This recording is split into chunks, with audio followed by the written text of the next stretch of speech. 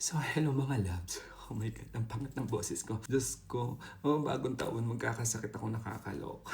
So anyway, I'm so excited kasi finally dumating na bago mag-31 ang aking in-order na lens para sa aking Sony 6700. Ito na yung pinalit ko dun sa 30mm ko na lens. Ito is yung tadadan, Sony 11 f1.8. So ilalagay natin to kasi nga 'di ba, sobra kasing zoom nung 30mm na Sigma ko, and dahil nga 'di ba crop sensor siya yung camera. So pag nilagay mo yung lens na yon, hindi na siya 30mm, parang 50mm na siya. So super super zoom siya sa akin. So ilalagay na natin to. I'm so excited. Anak.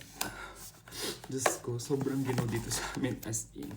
Kaya nang pumasok ko ng umaga, -3 degree yata, and sobrang lamig na yun.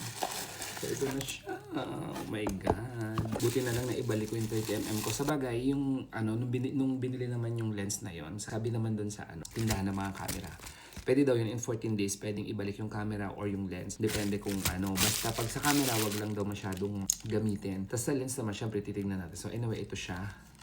Ayan Diba? Ang cute. Kakabit natin dun sa ating Sony 6700. Ayan na siya. Super wide niya.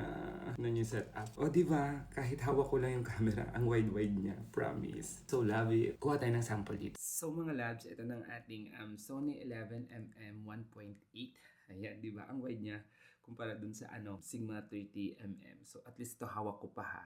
Hawak ko lang, ayan kayo. Yan. Wala nga lang kung mic, pero lalagyan natin ng mic. Gagawa tayo ng maraming content using my new Sony A6700. Happy New Year, everyone!